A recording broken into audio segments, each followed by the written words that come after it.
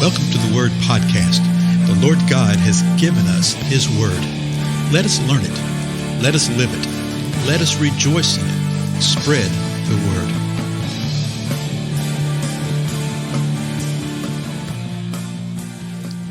Blessings, everybody. This is Dale. Thank you so much for joining with me today on the Word Podcast.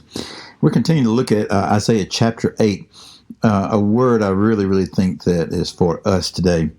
And if you haven't heard the previous 2 or 3 episodes, go back and check them out. Because in verse 11 of Isaiah, listen what it says here. For thus the Lord spoke to me. So the Lord speaking to Isaiah. And he says, he spoke to me with mighty power and instructed me not to walk in the way of this people, saying, you are not to say, it is a conspiracy, in regard to all that this people call a conspiracy. And you are not to fear what they fear or be in dread of it. So the people of the Lord, okay, the people of the Lord, and this applies to us folks, the people of the Lord are not to walk in the things that the world fears. And we're not to dread the way that the world does. He says, what they fear, you don't fear. What they dread, you don't dread. Because we are a peculiar people. We are a different people.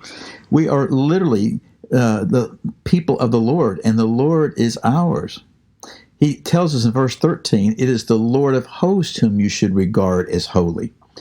And he shall be your fear, and he shall be your dread. So we are not to fear in the way that the world fears. We're not to dread in the way that the world dreads. Right now, we're in the midst of a media-created hype and hysteria, really basically unlike anything I've ever seen before. They are creating tremendous fear in relationship to the coronavirus. This March 2020, at the time of me doing this podcast.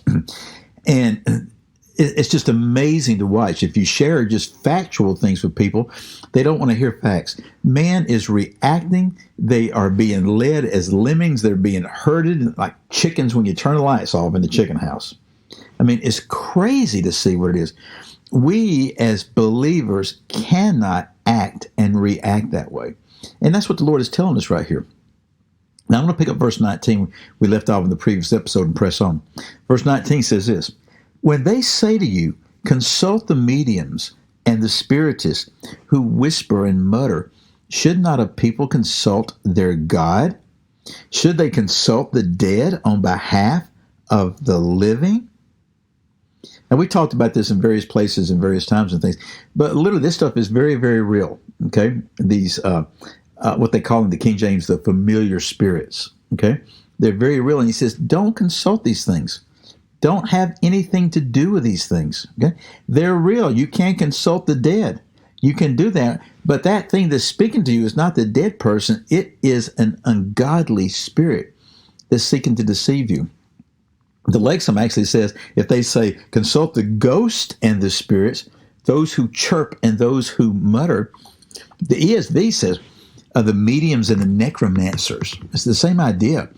The bottom line is this, he said, why are the people of God not consulting God? That's what they're doing. They're saying, hey, we need to go to the mediums, the spiritists, the necromancers, the ghosts, the spirits, the familiar spirits, the wizards, as the King James says. We need to go to them. And he said, should not the people of the Lord inquire of the Lord?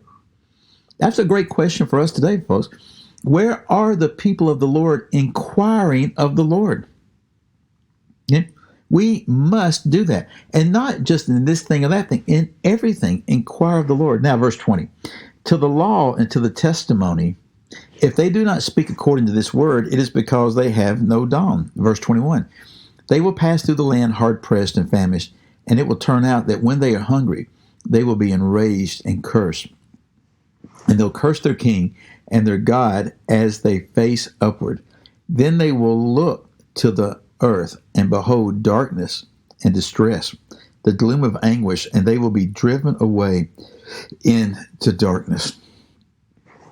Folks, even the people of the Lord, if they don't inquire of the Lord, if they don't seek of the Lord will do what we see in Romans chapter 1. He will turn them over. He'll hand them over.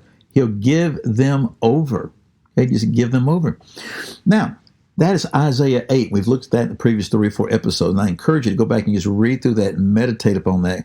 There's a lot of levels of understanding of various things. There's an immediate understanding of what's about to happen to the children of Israel, but then there's also principles for us to understand. Now, I want to tie this in with Psalm 91, the 91st Psalm. You will be very, very familiar with several of the verses in this Psalm, but I want us to see today, just getting started in it, the principle behind this. The first verse in the 91st Psalm says this: "He who dwells in the shelter of the Most High will abide in the shadow of the Almighty." And you go, "Oh, I've heard that verse before." Sure, yeah. Like I said, you're going to hear several of these verses. But understand what he's saying this right here. He's calling us to dwell in the shelter of the Most High. Let me read it again. "He who dwells in the shelter of the Most High will abide in the shadow of the Almighty." You have this dwelling thing going on, okay? You have this abiding thing going on. How many times have we talked about abiding, right?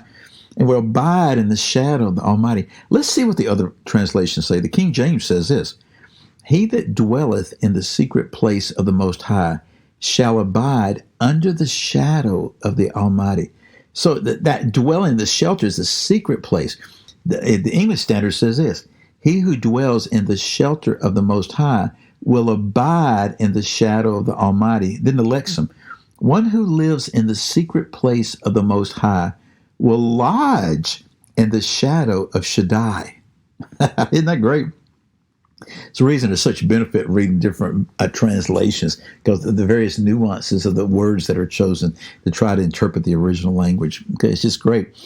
He tells us that we are to live in that secret place and to lodge in that secret place, which is the shadow of the Almighty. Now, let me read verse 2. We'll be done for the day. It says this: "I will say the Lord, my refuge and my fortress, my God in whom I trust." Now, you know, most believers, people who profess to be believers, would say, "Oh, yeah, I believe that." Even most true believers will say, "Yes, that's exactly what I believe, that my refuge and my fortress is God, and it's in God that I trust." And that is great. And that is what we're supposed to do. But let me tell you what, folks, too often our deeds, what we do, what we say, doesn't necessarily align with this. And what we see is that we walk in the same cares and concerns of the world. We walk in the same fear and the same dread of the world. We profess that the Lord is my refuge and my fortress and my God, and we're going to trust in the Lord. But then we turn around and act the same way as the world does, and we live in fear and we live in dread. Not fear of the Lord, not dread of the Lord, but fear of situation and circumstance and of man. And the Lord tells us not to do that. And I tell you, the thing that we're facing right now, this is just the beginning of a little training ground. But folks, if we're not willing to trust the Lord, now I'm not talking about walking in wisdom. You walk in the wisdom of the Lord. You walk in the wisdom of knowledge, okay? I'm not talking about that foolishness that people are throwing in your face. But what I am saying is, you do not walk in the fear of man. You don't walk in the dread of the situation the way that man sees it. We take our refuge in the Lord, realizing that He is our fortress, that we trust Him, and we abide, realizing that we're abiding in the shadow of the Almighty. And you're going to see some things in this 91st Psalm that actually speaks to what's happening with the coronavirus thing. The reason the media is hyping this all up, and the political things are hyping this all up, is to create a populace that operates in fear and that will really volunteer to hide and sequester themselves away and to literally shut down their lives because of fear. And don't make the mistake of thinking that this is not on purpose. This type of fear is political expediency to drive a people toward a particular goal. We as a believer are not to participate in that kind of thing. We are to be the lights that shine in the darkness of the firmament to lead the people to righteousness. Psalm 91, read it. We'll continue on through it. Again, I'm Dale, and I'll see you in the next episode. Goodbye.